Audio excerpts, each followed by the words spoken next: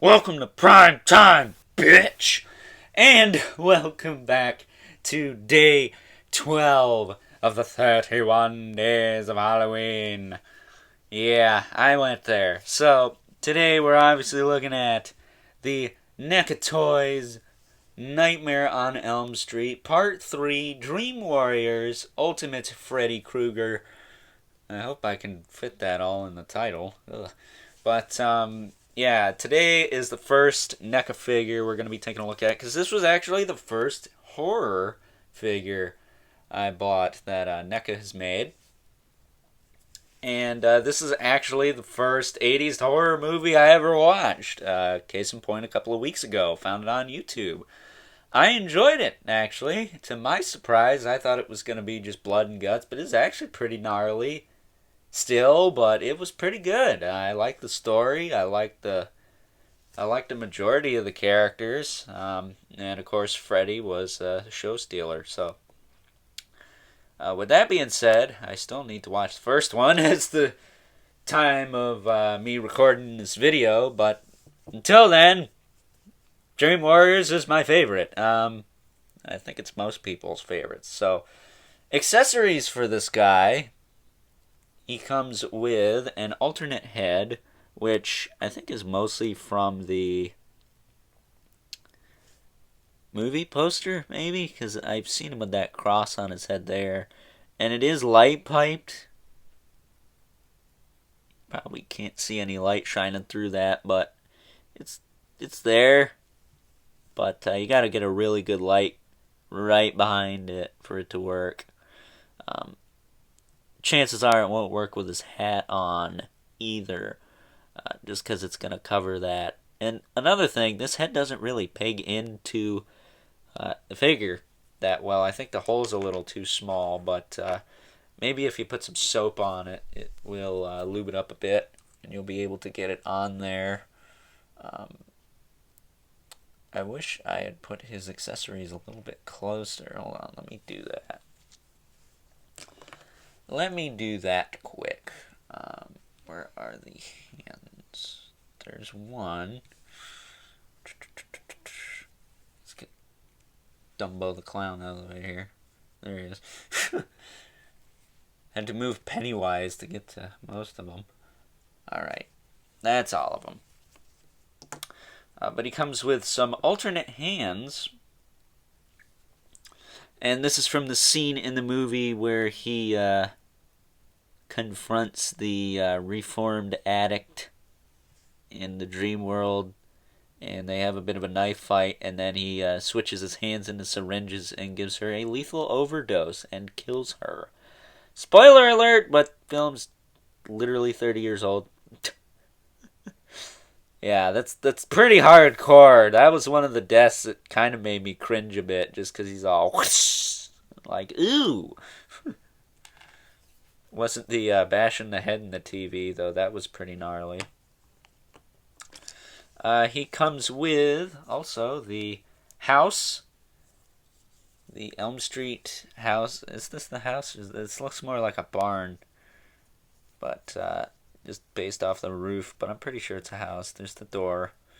But this is like a paper mache model in the movie. Because for some reason I thought he got, like, huge, and the house would be, like, in front of him. He was going to be all, ah! Although that looks pretty freaking rad. Could do that. I mean, he is Freddy Krueger.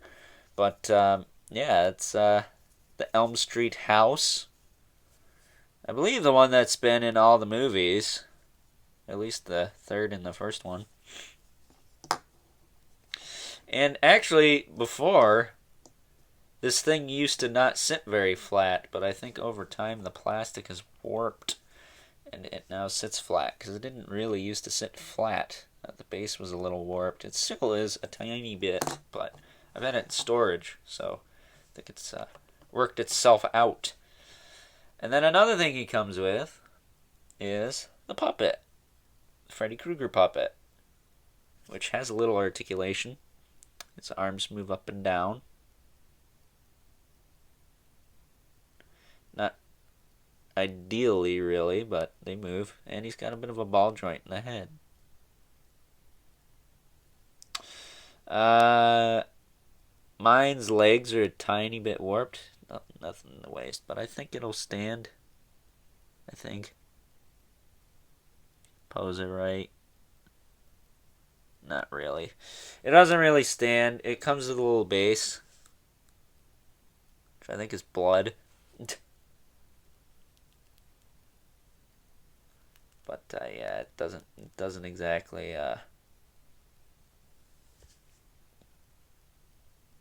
He doesn't really stand. Uh, though that could just be because mine is warped. Fully aware of that. And then the last thing he comes with is the Chest of Tortured Souls, which is pretty much everyone from the movie, I think. There should be like 4 faces on here. I think there is. I think there's like one here, one around here, and then there's the one right there that's very pronounced. The people he kills in the movie, I believe there is the nerdy kid who's into role-playing games, the reformed addict, the sleepwalker, and the one that's trying to be a TV star. I believe their faces are sculpted into this. I believe. Don't quote me on that. I don't even remember what it looks like from the movie because it's been a while. But I'll probably watch it again before Halloween. I'm sure of that. But looking at Freddy here, his other accessory actually is his hat. Pops right off. We'll leave it off for a minute just so we can do the articulation.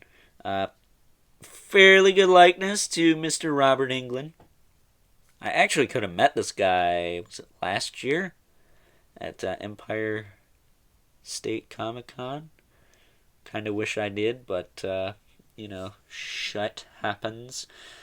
Sucks as a nostalgia critic and David Ellefson of Megadeth were also there, so that sucked. I really wanted to meet both of them too, but oh well.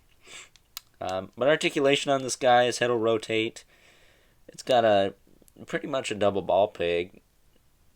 Get a good enough range out of it. He looks up, he looks down, he looks side to side, bit of a tilt. His arms will move out to the side about that much.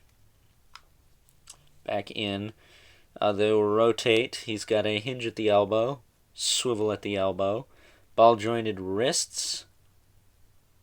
Kind of double ball peg at the wrists. I'm not going to swap the hands out on this guy just because I tried it and I popped the peg out with the hands before. So you're just going to want to heat that up if you want to do that. He's got a double ball peg in the torso here. And then he has the T-jointed hips. So they move out, forward and back. They kind of get stuck together, but that's typical of NECA figures. Nothing I'm really going to complain about, though. Thigh cut, single joint at the knee, swivel at the knee, and ball jointed feet. Kind of restricted, though. So I'm going to put his hat back on him. If I don't drop it on the floor like a moron. Excuse me. No, I really do like this figure. But I didn't buy it because I like the movie, because obviously I've had it for a while now. If you follow me on Instagram, you know that I've had it for a while. Because I posted a picture about a year ago with the head with the cross on it. And I put the description, Dream Warriors, blah, blah, blah, the hashtag and stuff. I think I entered an ATA Dreadnoughts thing. But I bought this because I'm a massive Dokken fan. And I had seen the music video for Dream Warriors. And actually my dad told me about the song. And I checked the song out. I really liked the song. Then later on I'd see the music video. And of course this guy was in it because it's for that movie. And that's pretty much why I bought it. It's a Dokken connection. I really like Dokken. Dokken was in that movie, not literally, but they had 2 songs. They had Into the Fire and Dream Warriors, of course, which they wrote for the movie. Off of the albums, is it Tooth and Nail and Back for the Attack. Yes, I know the albums, but I believe the movie came out in '87, so pretty good shit, if you ask me. And side note, I learned this from Razor Fist, aka the Rageaholic. Dawkins snorted coke off of this guy's claw when they filmed the music video, so that's pretty. Doesn't get more savage than that. Stick it up your butt, metal elitists. But I want to show you how this torso piece connects, just because it's a little bit more unique than a lot of things. The best place to pop this off is at the shoulders, and it's a little bit tricky to do just because I haven't done it in a while. Ooh, kick the camera.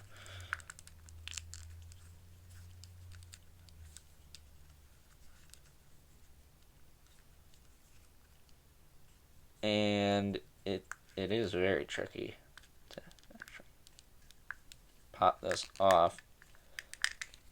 There we go. But there is his regular torso. And here is the new one. Where did I put it? There it is. And all it is like 4 pegs, and you can actually rotate them a little better.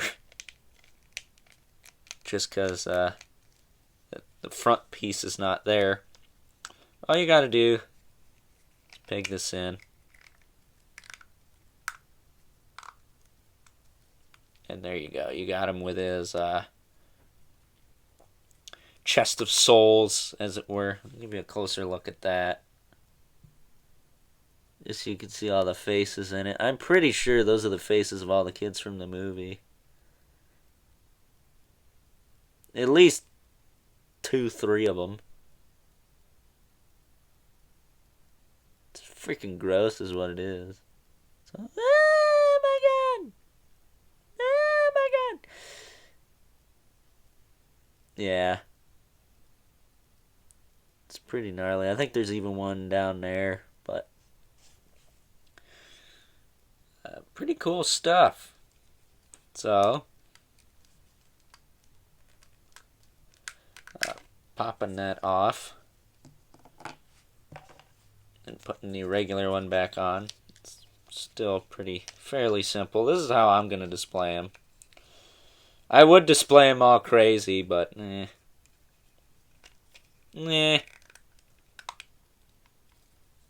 I just like a standard looking Freddy on my shelf. Which is exactly what I got, I feel. And I'm not sure if this is how he looks, like exactly how he looks in Freddy vs. Jason, but I imagine it's fairly close, because he didn't change a whole lot throughout the other movies. I think there was Dream Master. There's a Wish Master, something crazy like that. And I believe there was a couple after that, before they went straight up into Freddy vs. Jason. But here is Freddy versus Jack-o'-lantern. Yeah, Freddy's just going to kick the shit out of him. He's taller, but he's a 7-inch scale figure, so that's understandable. And then here he is next to probably his best adversary in terms of classic horror goes. The Count. Mr. Count Dracula, and yeah, they're pretty much in scale with each other, which is pretty rad. So, with that being said, I obviously am going to recommend this figure. This is, in my opinion, the definitive look for Freddy Krueger, at least for me. And I'm sure my aunt thinks so as well. She freaking hates this bastard, but I think he's cool. I really do like this guy, and he's probably one of my favorite NECA figures. I don't have a whole ton of NECA figures, but I have enough to probably put this guy in the top 5. So, that being said, I hope you enjoyed today's edition of the 31 Days of Halloween. Stay tuned, because tomorrow we're going to be taking a look at this guy's biggest adversary. Probably literally. That is, of course, the man himself, Jason Voorhees. the first zombie version, actually. So, that being said, until next time, I'll catch you guys later with day 13 of the 31 days of Halloween. Ooh, scary bitch!